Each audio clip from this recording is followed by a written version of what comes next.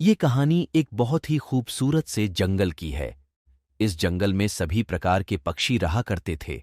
जंगल में एक मीनू चिड़िया भी रहती थी। मीनू चिड़िया अभी अंडे देने वाली थी। जंगल में अभी बारिशों का मौसम आने ही वाला था, इसीलिए जंगल के सभी पक्षी अपने घरों की मरम्मत करने में लगे हुए थे। हाँ तो भाई पक्षियों, आप सब में से कौन सा पक्षी अपना नया घर बनाने वाला है और कौन सा पक्षी अपने पुराने ही घर की मरम्मत करवाएगा इस बारिश में?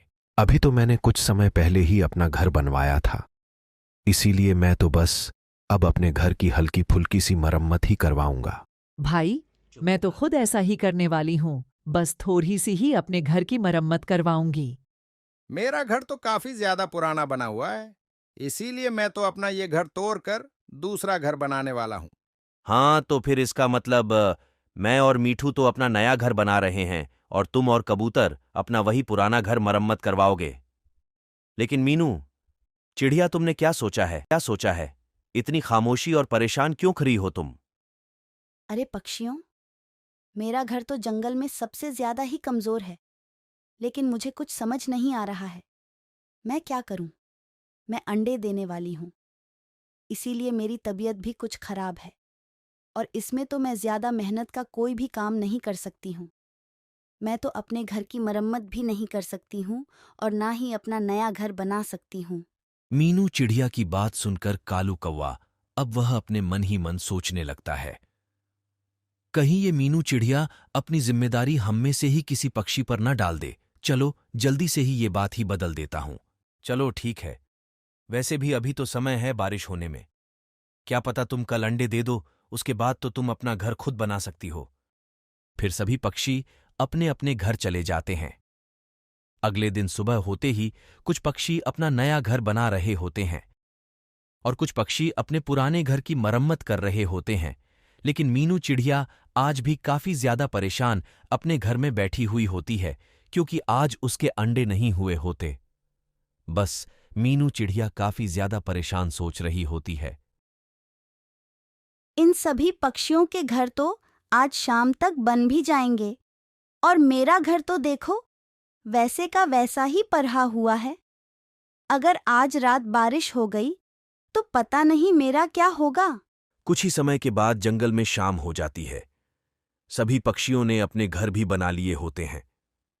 दूसरी तरफ शाम होते ही चिड़िया ने अपने घर में अंडे भी दे दिए होते हैं। चलो, अब तो मैंने भी अंडे दे दिए हैं। अब मैं भी जल्दी से अपना नया घर बना लेती हूँ, ताकि बारिश से मेरे अंडों को कोई नुकसान ना हो। फिर अब मीनू चिड़िया जैसे ही अपने घर से बाहर निकलती है तो अचानक से तेज तूफानी हवाओं के साथ जंगल में बारिश शुरू हो जाती है। अरे ये क्या हो गया है? बारिश तो अभी से ही शुरू हो गई है।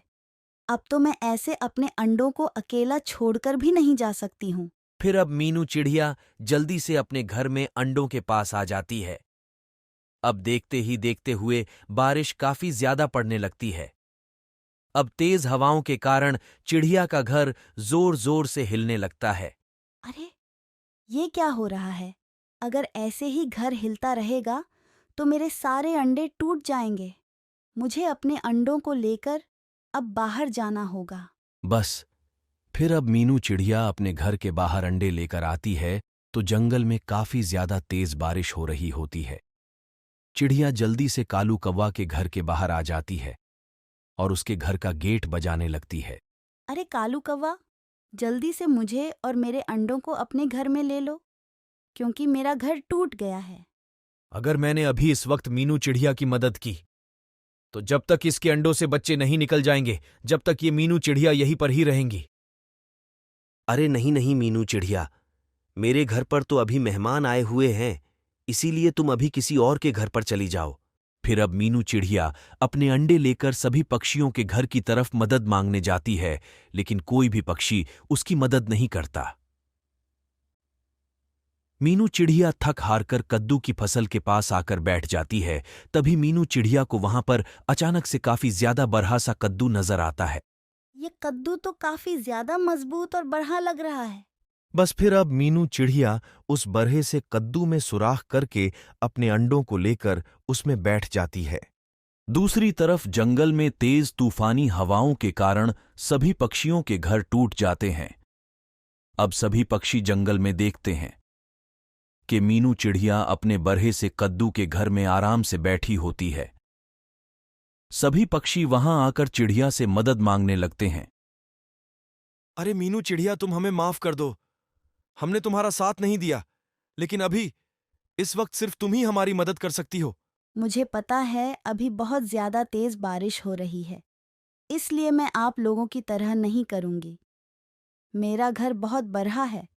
आप लोग मेरे घर के अंदर आराम से आ जाइए और बारिश होने तक इसी के अंदर रहे। फिर ऐसे ही अब सब कुछ ठीक हो जाता है। सभी पक्षी सुकून से मीनू चिड़िया के कद्दू के घर में रहने लगते हैं। यह कहानी बहुत ही बड़े और सुंदर जंगल की है। इस जंगल में सभी प्रकार के पंछी रहा करते थे और सभी पंछियों में आपस में बड़ा प्रेम था। इस बार जंगल में कुछ ज़्यादा ही गर्मी पड़ रही थी और काफ़ी समय से जंगल में बारिश भी नहीं हुई थी। सभी पंछियों को बड़ी बेसब्री से बारिश का इंतज़ार था। बस काफ़ी समय से बारिश न होने की वजह से सारे पंछी एक साथ बैठे बातें कर रहे होते हैं। अरे पंछियों, अगर ऐसे ही गर्मी रही तो हमारा बुरा हाल हो जाएगा। हाँ भाई, मुझे तो कुछ भी समझ नहीं आ रहा। इतनी गर्मी में तो कोई काम करने का भी दिल नहीं करता। पंछियों, एक काम करते हैं, हम सब लोग बादल के पास चलते हैं और उनसे जाकर पूछते हैं कि बारिश क्यों नहीं हो रही है। हाँ ठीक है पंछियों, पर हम आज नहीं जाएंगे बादल भैया के पास। क्या पता आज रात बारिश हो जाए। फिर सभी पंछी अपने अपने घर चले जाते हैं। कालू कौआ अपने घर पर बैठा सोच रहा होता है, अब मैं एक काम करता हूँ। सभी पक्षी तो कल जाएंगे बादल भैया के पास। मैं आज रात ही जाकर उस बादल को कैद करके अपने घर ले आता हूँ। फिर मैं उस बादल से पानी निकालकर सभी पक्षियों को वे पानी दाने लेकर बेचूंगा, क्योंकि जब बादल आसमान पर नहीं होगा तो बारिश कभी भी नहीं होगी। बारिश नहीं होगी तो जंगल में सूखा पड़ जाएगा। फिर सभी पंछी मुझसे ही पानी खरीदेंगे। फिर कालू कौआ रात में उस बादल के पास जाता है और रस्सियों से उस बादल को अपने घर में कैद कर लेता है। अगले दिन सुबह को सभी पंछी फिर से इकट्ठे हो जाते हैं। अरे मैं तो सोच रही थी कि रात तक बारिश हो जाएगी, पूरी रात तो बारिश हुई ही नहीं। चलो पंछियों, अब हम बादल भैया के पास चलते हैं।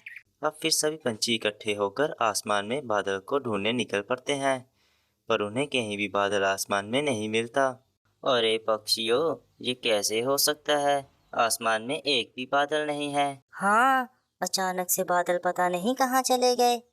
जब तक बादल नहीं आएंगे तब तक हमारे जंगल में बारिश भी नहीं होगी। चलो नीचे जंगल में जाकर कुछ सोचते हैं। फिर सभी पंछी वापिस से जंगल में आते हैं और वे देखते हैं कि कालू अपने घर के आगे पानी रखकर बेच रहा होता है। अरे कालू कौवे, तुम्हारे पास इतना पानी कहाँ से आया? इतनी गर्मी में जंगल में कहीं भी पानी नहीं है। अगर तुम्हारे पास पानी है तो तुम हमें दे दो। हाँ पंछियों, तो आप सभी मुझे दाने दो और पानी ले लो। ये पानी मैं तो दानों के बदले बेच रहा हूँ। कालू कौवे, तुम्हारे पास ये पानी आखिरकार आया कहाँ से, जो तुम हमें दाने देकर बेच रहे हो? अरे भाई, तुम ये सब मत सोचो। पानी चाहिए तो ले लो, वरना जाओ जहाँ से। बस अब सभी पंछियों को पानी की काफ़ी ज़्यादा ज़रूरत होती है, इसलिए सभी पंछी कालू कौवे को दाने देकर पानी ले जाते हैं। लाडो चिड़िया अपने घर में बैठी सोच रही होती है। जरूर कालू कौवे ने हम पंछियों की मजबूरी का फायदा उठाने के लिए कोई ना कोई चाल चली होगी, वरना तो पूरे जंगल में कहीं भी पानी नहीं है। इस कालू कौवे के पास कैसे पानी आया, अब मुझे ही पता करना होगा। फिर अब लाडो चिड़िया कालू के घर के पीछे वाली खिड़की से घर में झांकती है, तो वह देखती है कि कालू कौवे ने तो बादल को कैद किया होता है। अरे कालू कौवे ने ही बादल भैया को कैद करके रखा है, तभी तो आसमान में हमारे जंगल के बादल भैया नहीं मिले। अब मैं एक काम करती हूँ, सभी पंछियों को जहाँ बुलाकर लाती हूँ और बादल भैया को आज़ाद कराती हूँ। फिर बस अब लाडो चिड़िया सभी पंछियों को सारी बात बताकर कालू कौवे के पास ले आती है। कालू कौवे, हमें सारा सच पता चल गया है। अब तुम जल्दी से बादल भैया को आजाद कर दो। अरे नहीं नहीं लाडो चिड़िया, मैंने तो किसी भी बादल को कैद नहीं किया है। तुम मेरे पर झूठा इल्जाम मत लगाओ। फिर क्या था, सभी पंछी जबरदस्ती कालू कौवे के घर में घुस जाते हैं। लाडो चिड़िया जल्दी से बादल को आजाद कर देती है। अरे लाडो चिड़िया, तुम्हारा बहुत बहुत शुक्रिया जो तुमने मुझे इस कालू कौवे की कैद से आज़ाद किया। अब मैं इस कालू कौवे को सजा दूंगा। फिर क्या था, कालू कौवे को कैद करके बादल आसमान में ले जाता है और थोड़ी देर में जंगल में बहुत जोर से बारिश शुरू हो जाती है। अब बारिश की वजह से जंगल का मौसम ठंडा हो जाता है और जंगल के सभी तालाबों में पानी भर जाता है। अब दोबारा से सभी पंछी खुशी खुशी उस जंगल में रहने लगते हैं। यह कहानी बहुत ही बड़े और सुंदर जंगल की है। इस जंगल में सभी प्रकार के पंछी रहते थे। जंगल में टूनी चिड़िया अपनी पति मानो चिड़े के साथ रहती थी। टूनी चिड़िया और मानो चिड़े का एक बच्चा था। उनके घर के पास ही कालू कौवे का भी घर था। कालू कौवा अपनी पत्नी नेहा कौवी के साथ रहता था। कालू कौवे का दोस्त मानो चिड़ा था। मानो चिड़ा और कालू कौवा वे दोनों मिलकर शराब पिया करते थे। इसी वजह से टूनी चिड़िया बहुत परेशान रहती थी, क्योंकि मानो चिड़ा टूनी चिड़िया और बच्चे का जरा भी ध्यान नहीं दिया करता था। कुछ दिनों से जंगल में काफ़ी ज़ोरों से बारिश लगी होती है। टूनी चिड़िया मानो चिड़े से कहती है, मानो चिड़े, ये देखो मेरे पास कुछ पैसे पड़े हैं। ये पैसे मैंने कुछ अनाज लाने के लिए रखे हुए थे। इसे ले जाओ और भोजन का सामान ले आओ। और हाँ, सामान लेकर ही आना, शराब पीकर मत आ जाना। हाँ हाँ टूनी चिड़िया, सामान लेकर ही आऊँगा, कोई नशा नहीं करूँगा। अब ऐसा कहकर मानो चिड़ा उस बारिश में निकल जाता है। अब रास्ते में उसे कालू कौवा मिल जाता है। कालू कौवा उससे पूछता है, हाँ बे मानो चिड़े, कहाँ जा रहे हो इस बारिश में अकेले अकेले? क्या शराब पीने जा रहे हो? अरे नहीं नहीं कालू भैया, मैं तो भोजन का सामान लेने जा रहा हूँ। ये सारे पैसे टूनी चिड़िया ने मुझे भोजन का सामान लाने को दिए हैं। अच्छा, तो फिर क्या आज तुम इतने अच्छे मौसम में मेरे साथ नहीं चलोगे? अरे नहीं नहीं, मैं तो तुम्हारे साथ जरूर जाऊंगा और टूनी चिड़िया को तो मैं कुछ भी बहाना लगा दूंगा। बस फिर क्या था, कालू कौवा और मानो चिड़ा वे दोनों शराब पीने के लिए निकल जाते हैं। दूसरी तरफ टूनी चिड़िया मानो चिड़े का घर पर इंतज़ार कर रही थी। इंतज़ार करते करते सोच रही होती है, अरे ये मानो चिड़ा कहाँ पर रह गया? इसे तो मैंने कहा भी था कि कहीं और मत जाना, सामान लेकर सीधे घर पर आ जाना। इतने में मानो चिड़ा शराब की हालत में घर वापस आ जाता है। अरे मानो चिड़े, कहाँ चले गए थे? इतनी देर क्यों हो गई तुम्हें? और लाओ जल्दी से सामान जो मैंने तुम्हें लाने को कहा था। अरे भाई, कौन सा सामान? मैं तो तुम्हारे दिए पैसों से शराब पी कर आ गया हूँ। ये क्या किया तुमने मानो चिड़े? बारिश में कोई काम भी नहीं चल रहा, जो पैसे बचे थे उनसे तुमने शराब पी लिया। अरे बस बस भाई, ज़्यादा मत सुनाओ मुझे। इससे अच्छा तो मैं घर वापस आता ही नहीं। पता नहीं मैं वापस क्यों आ गया। इतना कहकर मानो चिड़ा अपने घर में सो जाता है। मानो चिड़े को तो बिल्कुल भी चिंता नहीं थी। अब चलो, जो घर में थोड़ा भोजन बचा है इसी से आज गुजारा कर लेती हूँ। जैसे तैसे कर टूनी चिड़िया अपना और अपने बच्चे का बचे भोजन से गुजारा कर लेती है। रात में बारिश इतनी तेज हो जाती है, टूनी चिड़िया के घर में पानी भर जाता है। अरे मानो चिड़े, जल्दी से उठो, देखो जंगल में तूफान आ गया है। इससे पहले कि हमारा घर टूट जाए, हमें इस घर से बाहर निकलना होगा। फिर वह अब लोग घर से निकलकर एक पेड़ पर बैठ जाते हैं। वो देखते हैं पूरे जंगल में पानी भर चुका होता है और तो और सभी पंछियों के घर भी टूट चुके होते हैं। सारे पंछी काफ़ी परेशान हो रहे होते हैं और एक दूसरे से मदद मांग रहे होते हैं। तभी मानो चिड़े को याद आता है, अरे टूनी चिड़िया, तुम अभी यहाँ पर रुको। मैंने देखा है कालू कौवे के पास एक अपनी नाव है। कालू कौवा जरूर उस नाव से दूसरे जंगल जा रहा होगा।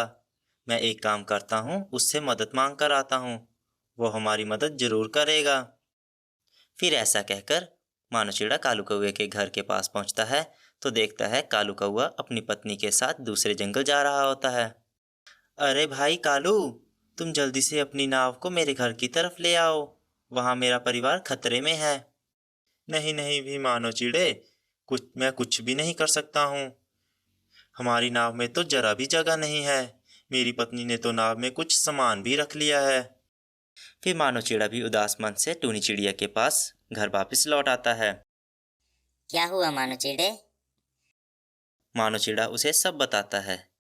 देख लिया मानो चिड़े, तुम उसे अपना कितना अच्छा दोस्त समझते थे और उसने तुम्हारी मदद भी नहीं की। फिर इतने में वहाँ बुलबुल चिड़िया अपना पानी का जहाज लेकर आ जाती है। आ जाओ टूनी चिड़िया, जल्दी से जहाज में। इस जहाज में हम दूसरे जंगल जा रहे हैं। फिर टूनी चिड़िया और मानो चिड़ा अपने बच्चे को लेकर उस जहाज में दूसरे जंगल चले जाते हैं। उस जंगल में जाकर टूनी चिड़िया को एक पुराना घर मिल जाता है। वे वहाँ रहने लगते हैं। मानो चिड़ा टूनी चिड़िया से कहता है, टूनी चिड़िया, मुझे अपनी गलती का एहसास हो गया है। मैं उस कालू कौवे को अपना अच्छा दोस्त समझता था, लेकिन वो मेरा इस्तेमाल करता था। वो मेरा बिल्कुल भी अच्छा दोस्त नहीं था। आज तो उसने मेरी मदद भी नहीं की। मैं तो बस उसके साथ शराब ही पीता रहा। हाँ, अच्छा हुआ मानो चिड़े कि तुम्हें जल्दी ही सारी बातें समझ आ गई, वरना अगर देर हो जाती तो पता नहीं क्या हो जाता। मानो चिड़े को अपनी गलती का एहसास हो जाता है। फिर वह एक नया घर बनाकर अपने परिवार के साथ खुशी खुशी रहने लगता है।